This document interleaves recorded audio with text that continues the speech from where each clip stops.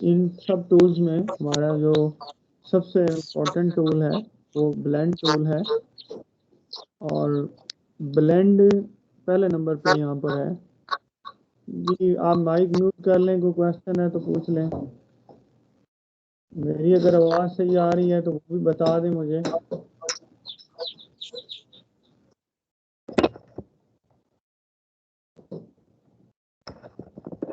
ठीक है जी, मुझे आवाज़ आपकी नहीं आई किसी की भी। अगर मेरी आवाज़ क्लियर आ रही है तो एक दफ़ा रिप्लाई कर दें, वीडियो वगैरह सही आ रही है तो रिप्लाई कर दें ताकि मैं लेसन की तरफ बढ़ूँ। क्लियर है सर।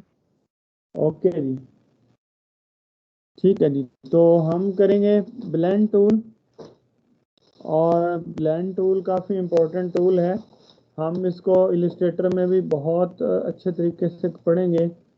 तो ऑलमोस्ट एक ही चीज़ है इलिस्ट्रेटर में भी और कोरल के अंदर भी। ब्लेंड टूल करता क्या है, बज़ाहिर तो आप इसको लेंगे तो ये कुछ भी नहीं होगा, आप कहेंगे पता नहीं क्या चीज़ है, एम ही चल रहा है। लेकिन जब तक इसको सही तरह नहीं चलाएंगे ये ब्लेंड नहीं करता। ब्लेंड टूल एक तो ये करता है, ये एक ऑब्जेक्ट को दूसरे ऑब्जेक्ट के अंदर कन्वर्ट करता है, मतलब उसकी प्रोग्रेशन शो करवाता है। और दूसरा उसके साथ साथ कलर्स भी चेंज करता है।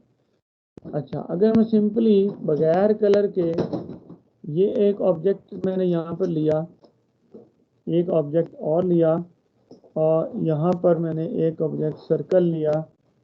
अब इन तीनों को मैंने यहाँ पे ब्लेंड किया, अगर फर्ज करें मतलब ये तीनों ऑब्जेक्ट्स हैं, बेशक सिलेक्ट ना करें कोई मसला नहीं है।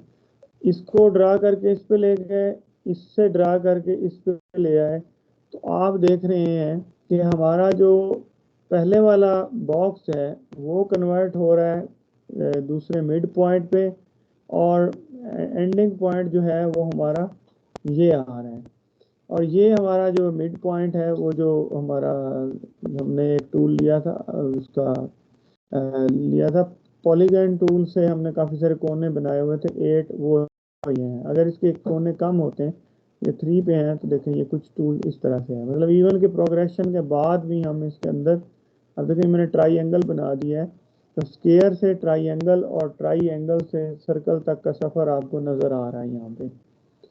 अच्छा, अगर ये यहाँ पे ये जो एंड वाला है इसका कलर ये होता और इसका कलर कुछ ये होता, तो आप इसका कलर हम ये करते हैं, तो आप देख रहे हैं कि कलर भी दूसरे कलर के अंदर एक आहिस्ता आहिस्ता कन्वर्ट होते हुए आ रहे हैं। ठीक है, कन्वर्ट होते हुए दूसरे ऑब्जेक्ट तक पहुंच रहे हैं। तो बेसिकली ब्लेंड टूल ये काम करता है। बाकी रह गया इसके पार्ट्स को लेके आना और इसके अंदर फर्दर वेरिएशन वगैरह करनी, वो हम बहुत कुछ इसके साथ कर लेंगे। लेकिन ब्लेंड टूल समझाने के लिए मैंने आपको बताया कि एक टूल को दूसरे ऑब्जेक्ट तक ले जाने के लिए हम इसके अंदर वेरिएशंस करते हैं। अच्छा, एक चीज़ हम यहाँ पे बनाते हैं, आप काफ़ी दिनों से बना रहे हैं कि पत्ता, हम लीफ जब बनाते हैं तो लीफ की इंटरसेक्ट कर लेते हैं यहाँ से, तो एक लीफ हमारे पास आ गया है। इसको मैं थोड़ा सा रोटेट करना चाह रहा हूँ, और इसको मैंने यहाँ पे इतना रोटेट कर दिया। ठीक है, और अब मैं 0 0 पे इसका डुप्लीकेट ले रहा हूँ, आ गया। और मुझे इसको ये 45 डिग्री पे अगर है तो मुझे ये -45 पे चाहिए। ठीक है, इसको मैं 45 डिग्री पे कर देता हूँ, और इसको मैंने -45 पे कर दिया, मतलब उसका फ्लिप बना दिया है। ठीक है, थोड़ा सा मैं इसके दरमियान फासला भी रख देता हूँ, हल्का सा गैप मैंने बना दिया है। तो अब देखिए ये बिल्कुल एक दो लीफ हमारे इस तरह से हो गए। अच्छा, अभी इनके अंदर मैंने कोई कलर नहीं दिया, कुछ मैश, हाँ मैश के ऊपर ये ब्लेंड टूल काम नहीं करेगा, ये भी आपने ज़हन में रखना है। तो अभी ये दो हमारे पास हैं, ये देखिए ये मैंने आपके सामने बनाए। अच्छा, अभी इसी की मैं कॉपी ले रहा हूँ, Ctrl D, और यहाँ पर आके मैंने इसको रख लें बेशक फिलहाल, और इसको थोड़ा सा छोटा कर लेते हैं, स्मॉल। देखिए ऊपर वाला थोड़ा सा बड़ा है और नीचे वाला थोड़ा सा उससे मैंने कम ले लिया। इन दोनों को मुझे ब्लेंड करना है, तो ब्लेंड के स्टेप्स भी होते हैं। अभी 20 स्टेप्स हैं, मुझे 20 नहीं चाहिए, यहाँ पे 4 या 5 स्टेप्स चाहिए। तो देखिए 5 स्टेप्स उसके दरमियान में आ गए। ये यहाँ से आप स्टेप को बढ़ा सकते हैं, कम कर सकते हैं, और इसी तरह इसकी रोटेशन को भी आप यहाँ से एडजस्ट कर सकते हैं। एक काम हम और करते हैं, इसको उधर कोरल में स्प्लाइन बोलते हैं, बट यहाँ पर हम कुछ और कहते हैं। अच्छा, मैं थोड़ा सा एक हाफ सेमी सर्कल ले रहा हूँ। चलें, आप इसकी जगह पे कोई लाइन टूल से भी बना सकते हैं, कुछ भी आप उसको अरेंज कर सकते हैं। तो मैं इस सर्कल को यूज़ करवाते हुए इसको हाफ कर लेते हैं, और फर्दर हाफ कर लेते हैं, बल्कि हाफ से भी थोड़ा सा कम, इधर से भी हाफ से थोड़ा सा कम। तो एक ये चीज़ मैंने बना दी है। अच्छा, आप यहाँ से इसको कंट्रोल कर सकते हैं कि अगर ये 100 है और ये 250 है, या इसको आप यहाँ से जितने लेवल पे रखना चाहें, ये आपकी एक मर्जी की चीज़ है। ठीक है, मैंने 110 और 250 ले लिया है, मतलब हाफ से भी थोड़ा सा कम। और मैंने ये हमारे पास जो पत्ते बनाए हैं उसको सिलेक्ट करने के बाद मैंने इस अपना यहाँ पे चूज़ कर लिया इस लाइन को, और यहाँ पे मैं ये करता हूँ, बल्कि उसको लाइन को चूज़ करने की ज़रूरत नहीं है, वो कोरल में हम दोनों को सिलेक्ट करते होते हैं। पाथ ऑप्शन पे जाएंगे और एक न्यू पाथ पे क्लिक कर देंगे, और मैं इन पत्तों को इस पे आके इस पाथ पे छोड़ दूंगा। देखिए ये इसके साथ ब्लेंड होके उसके ऊपर आ गया, लेकिन अब क्योंकि ये बहुत बड़ा था इस वजह से वो उसके अंदर आ रहा है। तो हम अब इसको थोड़ा सा फर्दर सेट करते हैं। ये कलर्स को एक तो मैंने क्लॉकवाइज किया, ये एंटी क्लॉकवाइज है, और ये ऑब्जेक्ट की एक्सेलरेशन है, इसको आप बढ़ा या कम कर सकते हैं। अगर ये लॉक ऑफ कर देंगे तो ये कलर नीचे की तरफ बढ़ रहे हैं, और ये ऑब्जेक्ट जो हैं उनकी चेंजिंग होती है, पर ये इतना हम इस्तेमाल नहीं करते। ये साइज एंड एक्सेलरेशन है, और उसके बाद हमारे पास स्प्लिट की ऑप्शन है। स्प्लिट मैं थोड़ी देर में आपको करवाता हूँ। अगर आप इस बटन को क्लिक कर दें, blend along with full path, तो ये फुल पाथ के साथ ब्लेंड हो गया है। ठीक है, मतलब पहले वाला यहाँ पे और आखिरी वाला यहाँ पे, अदरवाइज हमें मैनुअल उठाना पड़ता। अगर ये मैं ऑन कर देता हूँ रोटेट ऑल ऑब्जेक्ट, तो आप देख रहे हैं कि वो रोटेट भी हो रहे हैं उसके साथ। लॉबी में कौन है? ठीक है जी, तो ये उसके साथ साथ रोटेट भी हो रहे हैं। अब मैं पहले वाला ऑब्जेक्ट है इसको थोड़ा सा खुद से मैनुअली भी रोटेट कर लेता हूँ।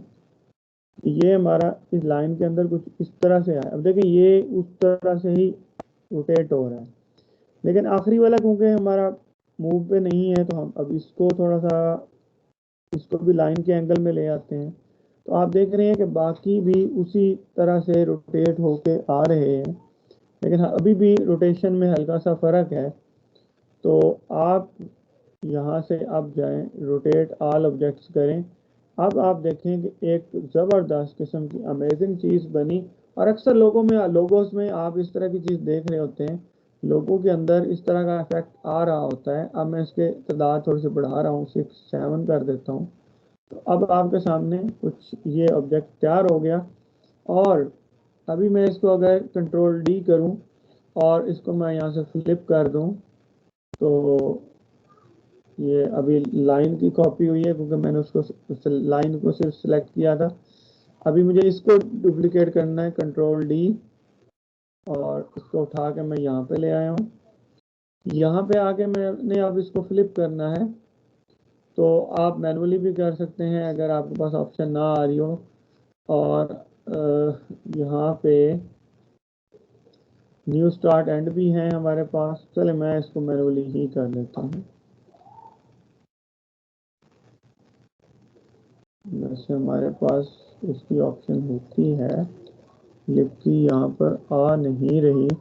एक मिनट मैं देख लेता हूँ जी। इसको यहाँ से इस तरह से इस बटन से मिरर कर दिया और थोड़ा सा इधर ले आते हैं, तो ये चीज़ आपके पास बन के आ गई। ठीक है, अब आपने इसके अंदर से वो लाइन जो है वो डिलीट करनी है, वो आप कर सकते हैं। मैं इसको बराबर कर रहा हूँ।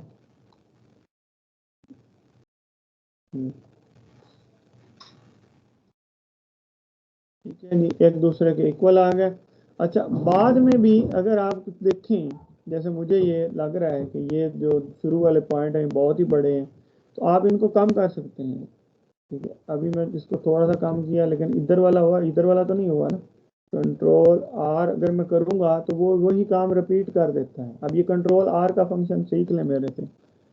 ये कंट्रोल आर क्या करता है, मैंने ये ऑब्जेक्ट लिया, एक ऑब्जेक्ट और ले लिया।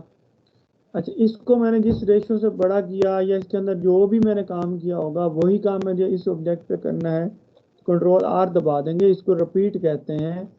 एडिट में हमारे पास होता है रिपीट स्ट्रेच, मतलब जितनी दफ़ा कंट्रोल आर दबाते जाएंगे वही काम दोबारा होता जाएगा। जैसे मैंने आपको बताया कि मुझे एक पत्ते को छोटा करना था, लेकिन अगर मैं हो सकता था दूसरे को भी मैनुअली करता तो वो छोटा, मतलब मैं गलत कर बैठता। तो आप वही काम, जैसे इसको मैंने इतना सा रोटेट किया हल्का सा कि ये इस लाइन के साथ आ जाए, तो ये बजाय इसको मैं पकड़ के करूं, आप कंट्रोल आर दबाएंगे वो भी उसी एंगल पे रोटेट हो जाएगा। लेकिन ये मुझे एंगल थोड़ा सा, हाँ ठीक ठीक, रोटेट यहीं पे करें, थोड़ा सा कम करें। ओके, अब आप ये लाइन जो है इसको उठा के अलग कर सकते हैं और राइट क्लिक करके इसको ख़त्म भी कर सकते हैं। और अगर मैं इसको राइट क्लिक करके ब्रेक अपार्ट कर दूंगा, अब मेरी लाइन अलग हो गई। इसको ब्रेक अपार्ट कर दें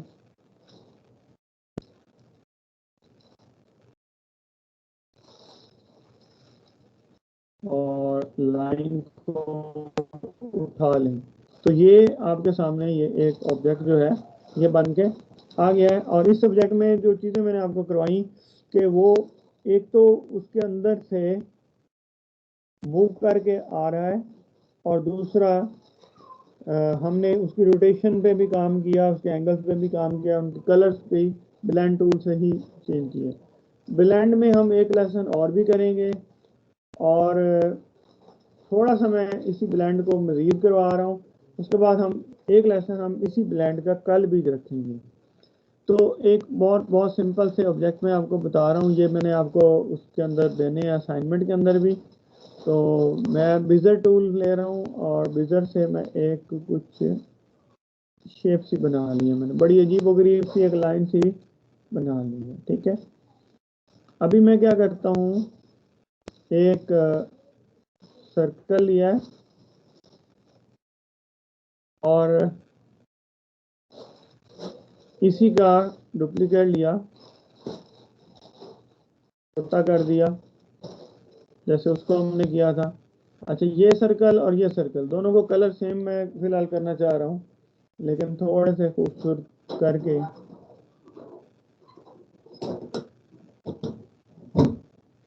तो रेडियल टाइप में मुझे थोड़ा सा ये लेना, ठीक है जी। कुछ इस टाइप का कलर लिया है, और अभी मैंने कुछ कलर पे इतनी ज़्यादा टाइम नहीं लगाया, और यही कलर मुझे इस पे भी कर दिया मैंने। इनको मैंने किया ब्लेंड। अच्छा, ब्लेंड के लिए कोरल में तो यही है, आप टूल को पकड़ के यहाँ पे ले आए या फिर ऊपर से ले लिया जाता है। इस तरह की ये चीज़ ऑब्जेक्ट बन जाएंगे। अभी मैं इसको थोड़ा सा शेप्स और बढ़ा देता हूँ, 20 है तो मैं इसको 30 पे ले जाता हूँ।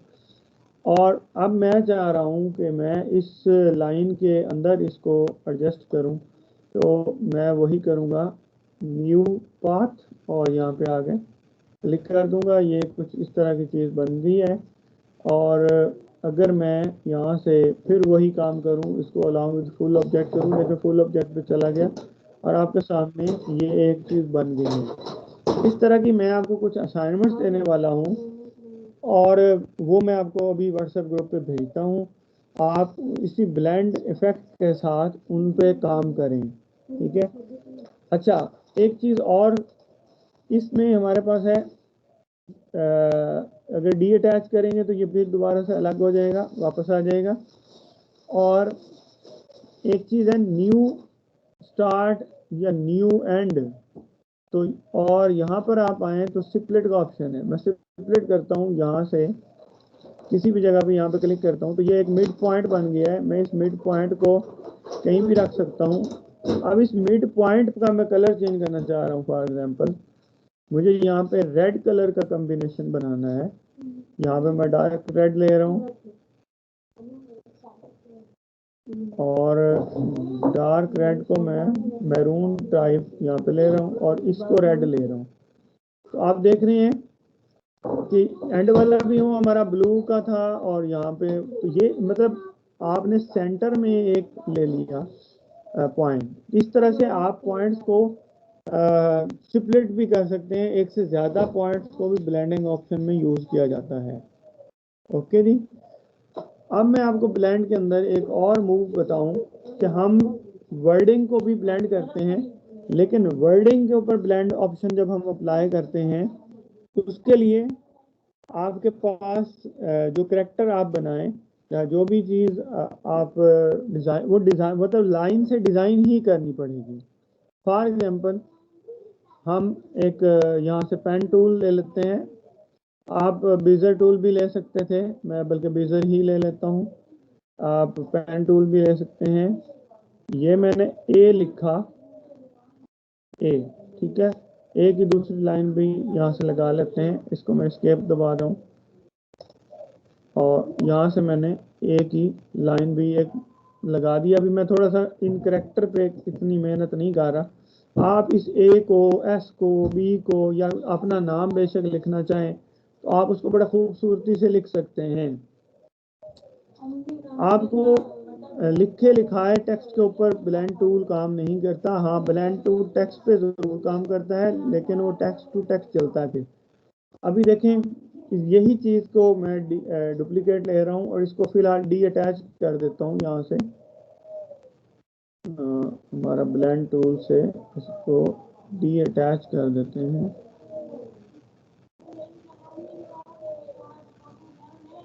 ठीक है जी।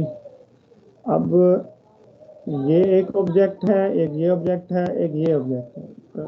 इसको फिलहाल मैं छोड़ रहा हूँ, ठीक है। ये ऑब्जेक्ट है। ओके। मैं मुझे क्योंकि इस ए पे अप्लाई करना है और दो जगह पे अप्लाई करना है तो मैं इसकी भी 2 कॉपीज ले रहा हूँ।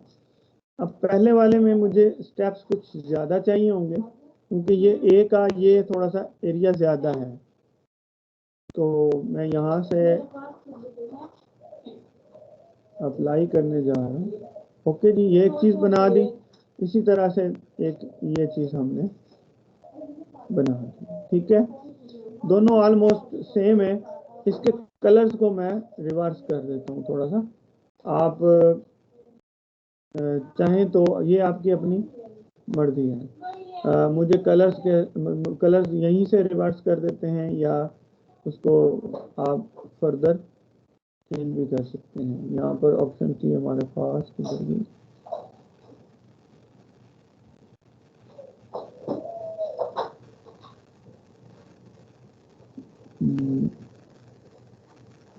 ये है, ठीक है जी। थोड़ा सा मैंने कलर के अंदर इसको क्लॉकवाइज वेरिएशन बस डाल दी है। अभी ये वाला जो हमारा, अच्छा इसके स्टेप्स मुझे काम करने हैं। अच्छा, सिलेक्शन कुछ इस तरह से बनानी होती है कि ऊपर आपको प्रॉपर्टीज फिर ब्लेंड की नज़र आने लग जाए। अदरवाइज वो आपको ये ऑप्शन तो नज़र आती है इसको इधर उधर करने की, लेकिन आपको वो नहीं नज़र आ रहा है।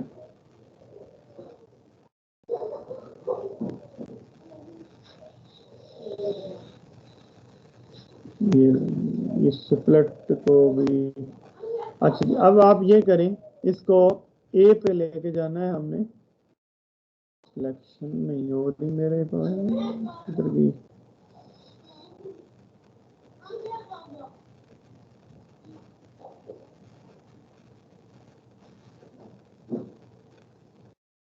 तो स्टेप्स यहाँ से मैं 15 कर देता हूँ और इसके ठीक है 20 हैं।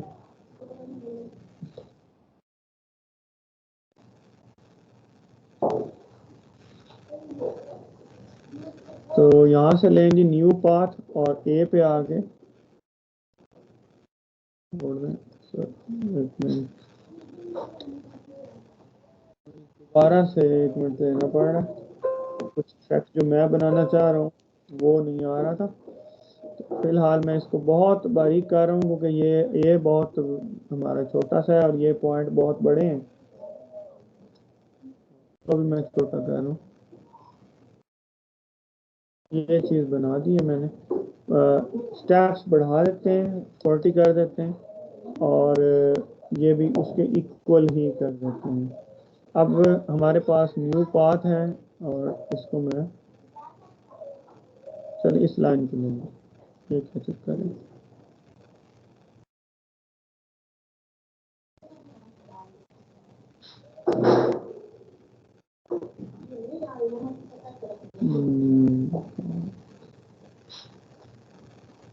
ये पाथ के मुताबिक वो कहता है बहुत ही थोड़े हैं स्टेप्स, नहीं वो सॉरी अलोंग टू पाथ हमने करना है। तो यहाँ से जाके blend along to full path, illustrator में ऐसा नहीं होता, उसमें ऑटोमेटिकली आ जाता है पाथ के ऊपर, ठीक है। और अगर ये पाथ आप मज़ीद स्टेप्स बढ़ाना चाहें तो वो आप बढ़ा सकते हैं। 40 की जगह मैं यहाँ पे 80 कर देता हूँ या 80 से भी ज़्यादा कर देते हैं, कुछ 120 के राउंड अबाउट कर देते हैं। और अब ये वाली लाइन रह गई है, इस पे मैं इसको लेके आना चाह रहा हूँ।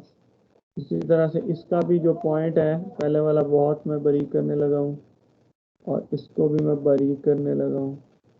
इस सेंटर वाले को तो बेशक उड़ा भी दें तो कोई मसला नहीं है। तो ब्लेंड टूल से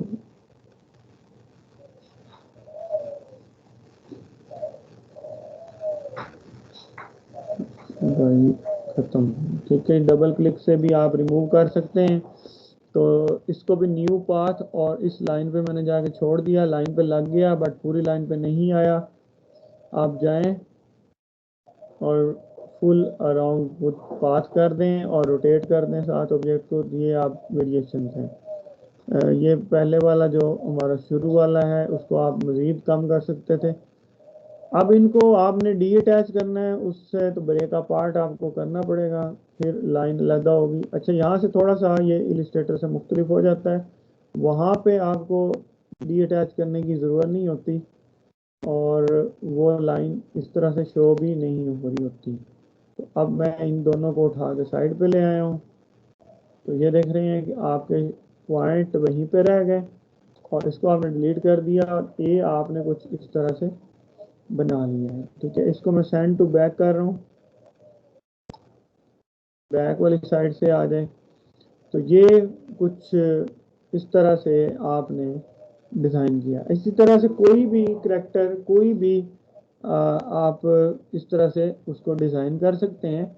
और फर्दर क्योंकि अब ये डी अटैच हो गया है तो आप अब इसको यहाँ से अनग्रुप करके इनके साथ खेल भी सकते हैं, ठीक है। इसको मैं डिलीट कर रहा हूँ। तो देखिए ये आपके पास एक इस तरह से ऑब्जेक्ट बन गया है। तो ये एक सिंपली मैंने कुछ टिप्स दिए हैं, कुछ कोई प्रोजेक्ट नहीं किया हमने, कुछ टिप्स दी हैं जिनसे हमने इस ब्लेंड टूल को, मैंने ब्लेंड टूल से आपको मुख्तलिफ चीज़ें बनानी बताई। एक लेसन ऑलरेडी भी हमारा ब्लेंड टूल पे पड़ा है यूट्यूब पे, मैं इस लेसन को भी यूट्यूब पे रख दूँगा। तो आप लोग जो हैं कोशिश करें इस टूल को अच्छे से करें, क्योंकि ये आपका इसके साथ मुख्तलिफ लोगों, मुख्तलिफ बैकग्राउंड्स और स्पेशली जब हम लाइंस के थ्रू ब्लेंड करेंगे और लाइंस के थ्रू हम ब्लेंडिंग में बैकग्राउंड बनाएंगे तो ये बहुत ज़्यादा इस्तेमाल होता है।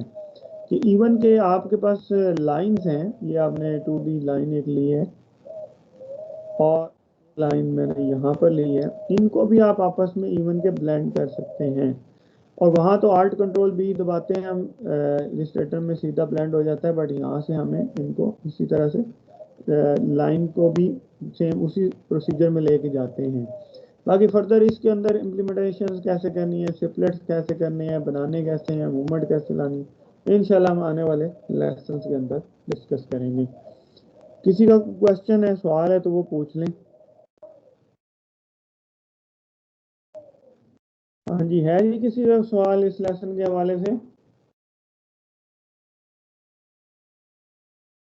ठीक है जी, आपको मैं लेसन शेयर भी कर दूंगा, अब आप इसकी प्रैक्टिस करें। सर इसमें जो सा कंट्रोल आ रहा आपने बताया था, हाँ जी, वो तो मैंने रिपीट के लिए बताया ना, रिपीट करने के लिए कोरल के अंदर कंट्रोल वो आर रिपीट। बेसिकली ब्रांड का कोई नहीं है उसके अंदर, वो तो रिपीट करने के लिए, किसी भी टूल को, किसी भी काम को रिपीट करने के लिए आप कंट्रोल आर कोरल में प्रेस कर सकते हैं।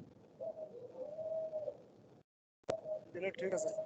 सर वीडियो का लिंक जरूर दे दीजिएगा व्हाट्सएप पे। एक्सक्यूज मी हाँ सर। जी, मैं इंशाल्लाह जरूर शेयर कर दूंगा। Excuse me sir. जी जी सर वो जो आपने कल भी करवाया था और आज भी यूज किया, थोड़ा सा वो कॉपी का, एक को कॉपी करके बाकी भी सारे उसी तरह के हो जाते हैं, वो कैसे किया सर? कॉपी करके उसी तरह से हो जाते हैं, मुझे समझ नहीं आई बात की आपकी। सर जैसे एक सर्कल को हमने कलर दे दिया और बाकी सर्कल जो है वो वैसे वाइट के वाइट ही हैं, वो उन्हें भी वही कलर हो जाएगा एक साथ ही, हाँ हाँ, वो जो वो आप कॉपी कॉपी वाला प्रॉपर्टीज, करके। यहाँ पे ये देखे ना, ये लिखा हुआ है कॉपी प्रॉपर्टीज फ्रॉम, तो इससे करते हैं, मतलब आपने अब इसकी आउटलाइन उठानी है, इसका कलर उठाना है और किसी दूसरे चीज ऑब्जेक्ट के अंदर फिल करना है, तो आप यही करेंगे कंट्रोल, ये सॉरी इसकी शॉर्टकट की तो इसमें बनानी पड़ती है, आपके बनी बनाई नहीं होती, लेकिन कोरल 9 में इसकी है।